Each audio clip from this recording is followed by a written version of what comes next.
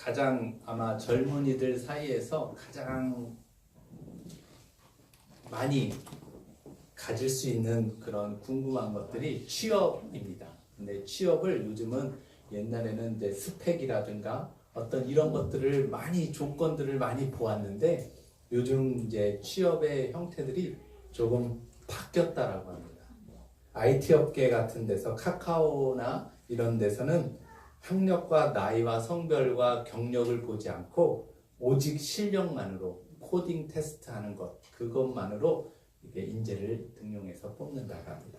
넥스는 프로그래밍 하는 것, 그것만 보고 어떤 다른 학력과 이런 것들은 보지 않겠다.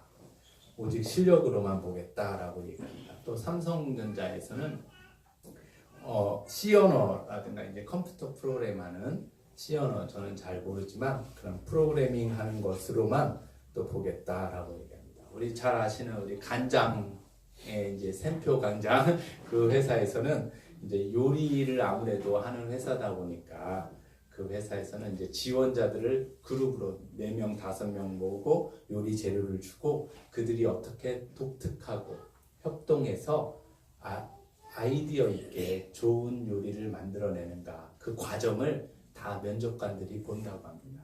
그래서 그들이 팀워크를 보고 그다음에 어떤 창의력을 가지고 하는가 그다음에 서로가 의견이 달랐을 때 그 의견을 어떻게 하나로 커뮤니케이션 하면서 그 하나의 그런 요리를 만들어내는가 그런 과정들을 다 이렇게 보면서 채용을 한다라고 합니다. 그 다음에 이제 우리가 편의점 잘 아는 세븐일레븐에서는 요즘 편의점에서는 가장 주력 상품이 도시락이라고 합니다. 요즘 도시락인데 그 도시락을 주제로 그 지원자들에게 아이디어를 공모합니다. 그래서 혼밥족 아십니까? 혼밥족?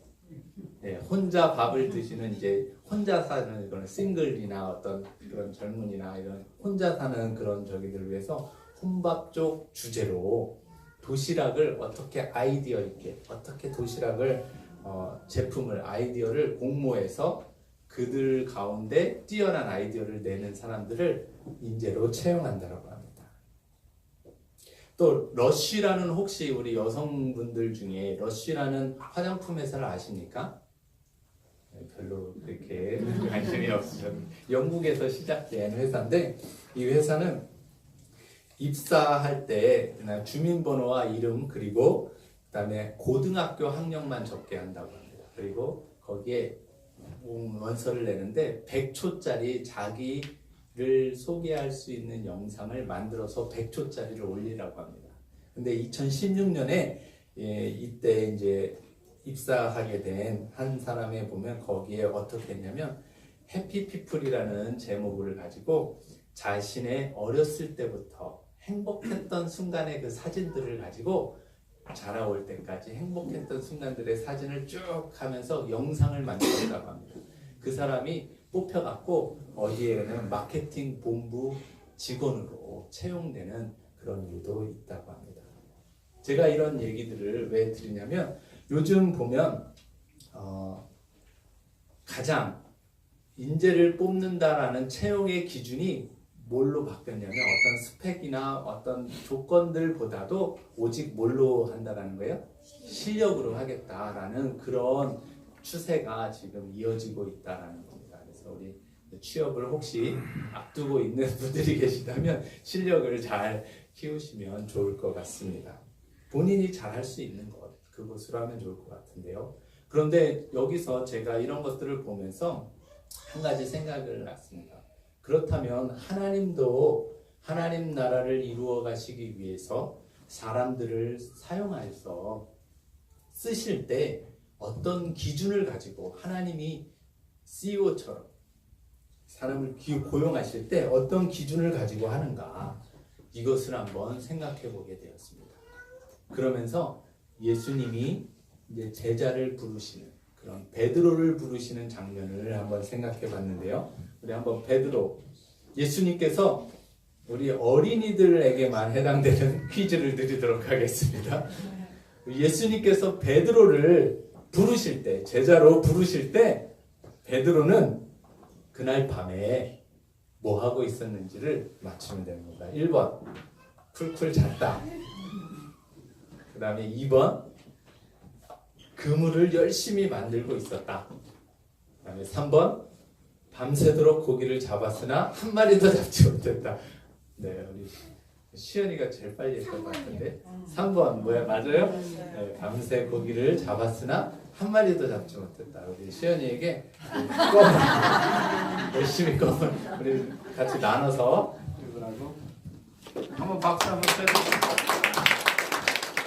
우리 아이들이 이렇게 예배 가운데 집중해서 1시간 예배를 드린다는 게 사실은 쉽지 않은 일이지만 우리가 같이 우리는 가족이 함께 예배를 드리기 때문에 아이들을 조금 소란스럽고 그런다 할지라도 이해하는 마음으로 아이들을 다음 아이들에게 예배드리는 우리 부모님들의 신앙의 선배들의 경건한 모습들을 잘 보여주시면 감사하겠습니다. 자, 그러면 여러분들 보세요. 예수님은 베드로를 채용하셨는데 베드로는 어부였어요. 밤새도록 고기를 잡았는데 한 마리도 못 잡았다. 그럼 실력이 있는 자입니까? 없는 자입니까? 실력이 영 없는 거죠. 그렇죠. 우리 낚시하시는 분들 아시겠지만 밤새 낚시를 했는데 한 마리도 못 잡았다. 그러면 실력 없는 거잖아요. 그렇죠. 제 친구들이 꼭 고기 잡는다 그래서 제가 따라가면 이만한 것도 잡았다 그러는데 가보면 한 마리도 못 잡고 맨날 피레미 이런 거나 잡고 그러더라고요. 실력이 없는 거죠. 자, 그렇다면 그런데 예수님께서 베드로를 부르셨다라는 것은 베드로의 실력을 보신 게 아니라 뭘 보셨을까요? 그쵸. 밤새도록 고기를 잡지 못했지만 그래도 끝까지 자기가 잡으려고 최선을 다했던 그의 성실함, 그의 충성됨을 주님은 보셨다라고 저는 생각합니다. 아멘. 여러분들 이 충성이라는 단어는 헬라어로 피스티스라는 단어입니다. 이 피스티스라는 단어는 신실함이라고 또 표현이 될 수 있습니다. 하나님은 우리의 신실함에 주목하고 계시는 줄 믿으시기 바랍니다. 만약에요, 하나님께서 실력자만 쓰신다 그러면 저를 비롯해서 여기에 별로 이렇게 쓰임 받을 분이 몇 분 안 계실 것 같아요. 그렇죠. 실력을 보고 뽑는다. 그러면 아마 쓰임 받을 사람들이 전 세계적으로 실력이 있는 몇 사람만 쓰임 받을 수밖에 없다라는 겁니다. 세상의 기준은요, 세상의 성공은 이 사람이 어떤 실력을 가지고 사업을 잘해서 얼마나 많이 사업을 번창했는가, 또 이 사람이 얼마나 많은 돈을 벌어서 넓은 집을 가지고 좋은 집에 사는가, 또 좋은 차를 가지고 좋은 명품들을 가지고 있는가, 그것이 사람들의 성공의 기준이에요. 어떤 명예와 어떤 지위를 가졌는가, 그것이 성공의 기준입니다. 그게 기준이라면 여러분들 보세요. 예수님의 사역은 어떻습니까? 만약에요, 교회도 큰 교회를 짓고 많은 성도들이 왔다고 그것이 성공의 기준이다라고 얘기한다면 여러분들 여러분의 사역은요, 성공입니까? 실패입니까? 그렇다면 예수님의 사역은 실패다라는 거예요. 늘 이것으로 우리가 성공과 실패를 말할 수 없다라는 거예요. 하나님은 그가 세상적으로 성공을 했느냐, 그가 스펙을 갖췄느냐, 어떤 실력이 뛰어난 것이 있느냐, 그것보다는 하나님의 평가의 기준은 그에게 맡겨주신 것에 그가 뭐 했느냐? 충성했느냐. 그가 얼마나 충성스럽게 일을 감당하였느냐. 거기에 있는 줄 믿으시기 바랍니다. 아멘. 하나님의 기준이 충성. 그래서 하나님께서 우리 사람들을 쓰실 때 어떤 사람을 쓰신다고요? 충성스러운 사람. 그 기준의 충성이 어떤 의미인지 오늘 말씀을 통해서 조금 더 살펴보도록 하겠습니다. 첫 번째로 충성은 마음으로, 중심으로, 우리의 중심으로 순복하는 태도이다. 순복하는 것. 이 피스티스라는 어근은요, 이 페이도라는 어근에서 나왔습니다. 이 단어의 뜻은요, 뭐냐면 설득당하다라는 뜻입니다. 설득당하다라는 뜻을 가지고 이 설득당하다라는 이 페이도에서 나온 영어 단어가 뭐냐면 persuade. 그게 뭐예요? 설득하다. 우리 은세 잘 기억해요. 단어 하나 외우는 거예요. 지금 이게 어느 학년 단어죠? 잘 모르겠지만 persuade. 설득당하다, 설득하다, 설득하여 뭐뭐 하게 하다. 이렇게 이런 단어가 만들어졌다라는 겁니다. 그러니까 충성이라는 단어는 뜻은 무슨 얘기냐면 하나님께로부터 내가 설득당한 상태라는 거예요. 하나님께 내가 설득되어서 하나님의 그 은혜와 크신 사랑에 내가 설득되어서 뭐 하는 거예요? 헌신도 하고 봉사도 하고 예배도 드리고 찬양도 드리고 영광도 돌려드린다라는 거예요. 그게 바로 충성된 사람이다라는 겁니다. 우리 여기 계신 뉴송의 성도님들은 하나님이 우리를 지으시고 창조하시고 또 우리를 구원하시기 위해서 생명까지 내어주시고 또 우리를 은혜 가운데로 인도하시기 위해서 날마다 우리의 삶을 관심을 가지시고 은혜로 인도해 주시는 하나님이시기 때문에 우리 하나님 앞에 헌신을 다짐하면서 오늘 이 시간에 우리 남전도회와 함께 뉴송의 모든 성도님들이 헌신을 다짐하는 예배를 주님께 드리는 줄 믿습니다. 아멘. 맞습니까? 아멘. 여러분들 아니면요, 다른 어떤 목적을 가지고 우리가 헌신을 한다. 내가 이만큼 충성했으니까 하나님이 나에게 복 주시겠지. 내가 이만큼 열심히 봉사했으니까 내 기도 하나님이 응답해 주시겠지. 여러분들 이것은요, 충성입니까? 아닙니까? 그건 충성이 아니라는 거예요.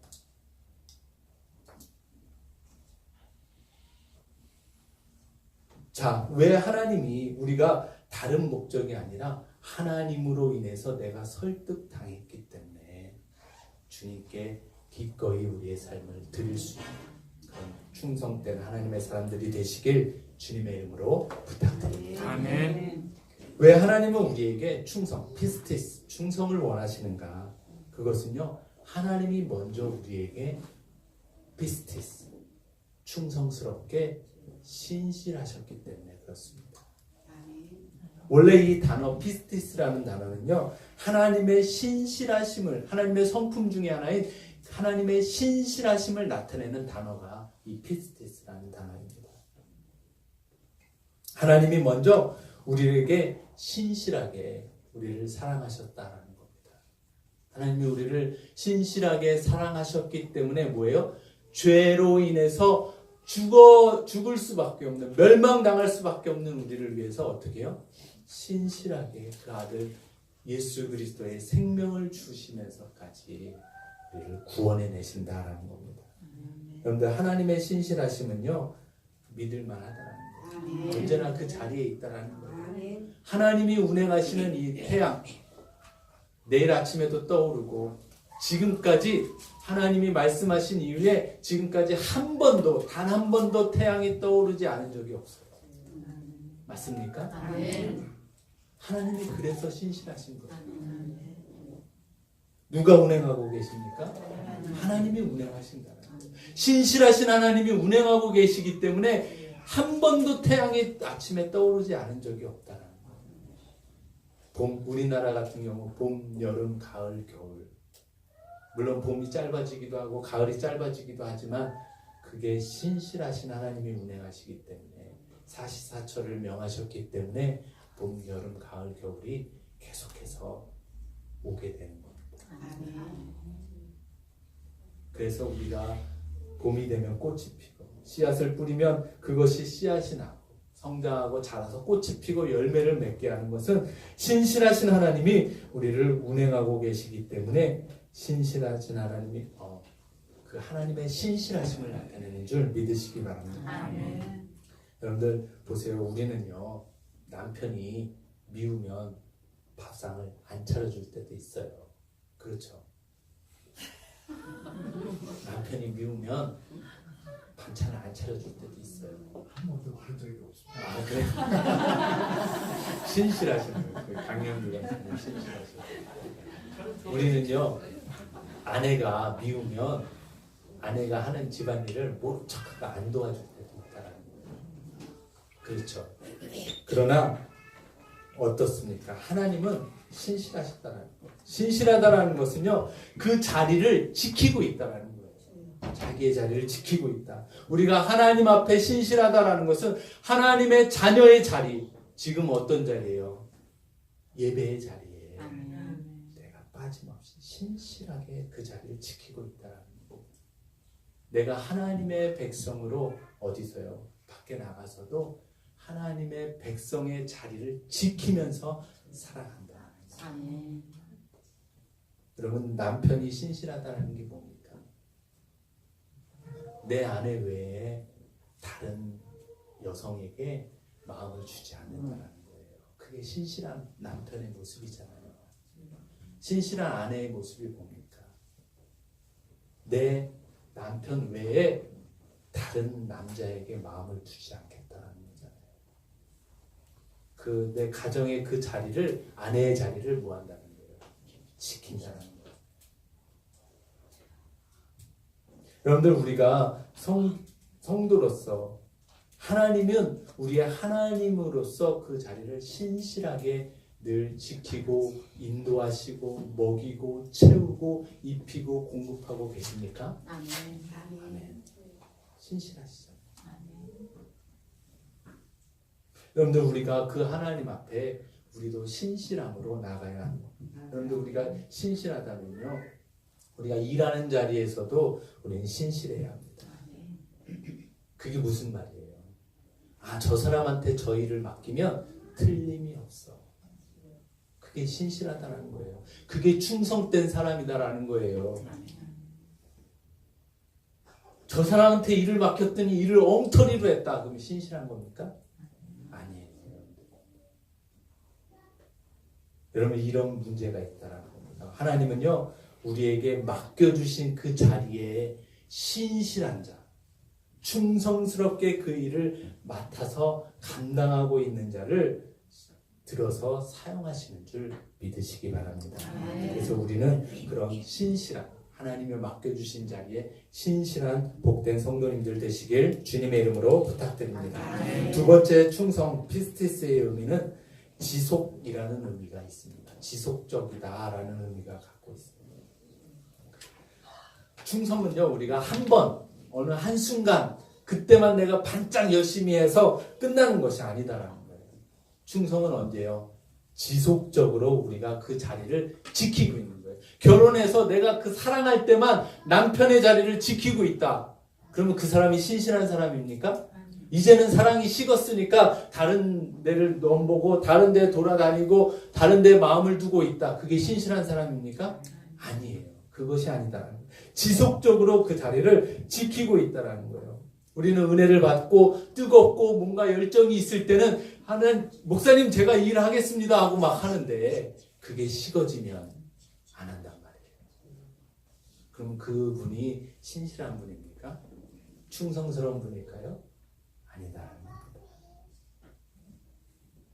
여러분들, 우리가 이것을 달란트 비유에서, 여러분들 달란트 비유에서 달란트를 받은 자의 종을 예수 주인이 오셔서 칭찬할 때 뭐라고 했습니까? 잘하였도다, 착하고 충성된 종이다 라고 얘기했어요. 충성된 종이라고 얘기했는데 그 충성된 종을 칭찬하실 때 보면 마태복음 25장 19절 말씀을 한번 보겠습니다. 다 같이 한번 읽어볼까요? 시작. 오랜 후에 그 종들의 주인이 돌아와 그들과 결산할세. 자, 여기 보니까 주인이 언제 돌아왔습니까? 오랜 후에. 자, 그렇다면 잘하였도다, 착하고 충성된 종아라고 칭찬을 받은 그 종들은 어느 기간 동안 충성하고 있었던 거예요? 오랜 기간 동안. 주인이 언제까지요? 올 때까지 그 시간 동안에 충성하고 있어야 된다. 내가 기분이 좋고 은혜를 받고 눈물이 나고 뜨거우면 충성하고, 기분이 나쁘고 은혜가 좀 식어지고 냉랭해지면 충성 안 하고, 그게 아니라 그 오랜 기간이지만 언제 주인이 다시 오실지 모르지만 그 기간 동안에 뭐 하고 있어야 된다는 거예요? 지속적으로 충성하고 있는 자가 주님께 충성된 종이다라고 칭찬을 받을 수 있다라는 겁니다. 사랑하는 뉴송의 성도 여러분, 우리는 지금 주인 되신 주님이 다시 오실 때까지 우리에게 각자에게 맡겨주신 자리가 있습니다. 그렇죠. 그 자리에서, 가정에서, 교회에서, 이 지역사회에서, 또 직장에서 하나님께서 내게 맡겨주신 자리에서 우리는 뭐 해야 되는 거예요? 충성된 자로 서 있어야 되는 줄 믿으시기 바랍니다. 그래, 오늘 말씀처럼, 잠언의 말씀처럼 뭐 하는 거예요? 주인의 마음을 시원케 해드릴 수 있는 자가 바로 충성된 자인 줄 믿으시기 바랍니다. 그 주인 되신 주님은 반드시 오셔서 결산을 하시겠다는 거예요. 그게 뭐예요? 충성하고 있었는지 안 했는지를 뭐 하겠다는 거예요? 보시겠다는 거예요. 보시겠다. 우리가 이것을 기억하시고 우리에게 주어진 자리에서, 맡겨진 자리에서 주님 다시 오실 때까지 충성하실 수 있는 복된 뉴성의 모든 성도님들 되시길 주님의 이름으로 부탁드립니다. 초대교회에 사도들, 우리 12제자였던, 예수님의 12제자였던 이후에 그 다음에 초대교회에 보면 이제 서문학교회라고 초대교회가 있었습니다. 사도 이후에 서문학교회의 감독이었던 폴리갑은 소아시아 교회에 핍박이 올 때 그는 신앙을 끝까지 지키다가 산채로 화형을 당해서 순교하였습니다. 그는 자기를 잡으러 온 자들에게 한 가지를 구했습니다. 내가 먹을 것과 마실 것을 먹고 1시간만 하나님께 기도할 수 있도록 1시간을 구했습니다. 그리고 나서 그는 1시간 내내 선체로 허기를 채운 다음에 선체로 기도하였는데, 그 기록에 보면 그 기도하는 그 은혜가 너무나도 감동적이어서 주변에 보고 있던 사람들이, 그 주위에 많은 사람들이 그의 기도로 회개하였다라고 기록하고 있습니다. 그는 기도를 마치자 나귀를 태워서 잡으러 온 자들은 성내로 끌고 갔는데 헤롯이 병거를 타고 와서 그를 회유하였습니다. 가이사 황제를 주님으로 부르는 것이나 종교의식이 거행될 때 참석해서, 황제를 위한 그 종교의식이, 그러니까 우상의 의식이죠. 거기에 참석해서 희생제사를 드리는 것이 무슨 해가 되겠느냐. 그렇게 하는 것이 너의 안전을, 너의 노후의 안녕을 보장할 수 있지 않겠느냐. 그렇게 회유하기 시작했습니다. 그러자 그는 아니요, 나는 당신의 말대로 따르지 않을 것이요. 그러면서 그는 당당히 로마 원형 경기장으로 끌려갔습니다. 거기에 그 사형을 집행하는 집정관이 폴리캅에게 이렇게 얘기했습니다. 내 나이를 생각해라. 그리고 황제의 이름으로 맹세하라. 그리스도를 부인하고 저주하라. 그러면 너는 자유를 얻을 것이다. 그때 폴리캅은 이렇게 말했다고 합니다. 내가 86년 동안 그분을 섬겨왔지만 그분은 절대로 나를 부인한 적이 없으셨습니다. 그런데 어찌 내가 나의 왕이요 나의 구주이신 그분을 부인하고 저주할 수 있겠습니까?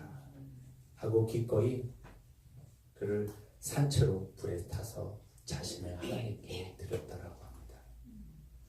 사랑하는 성도 여러분, 하나님은, 신실하신 하나님은 단 한 번도 변한 적이 없으십니다. 아멘.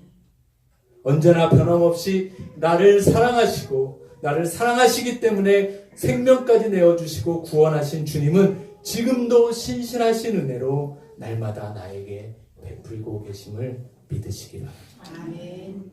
우리 한번 이 시간 조용히 눈을 감고 기도하겠습니다.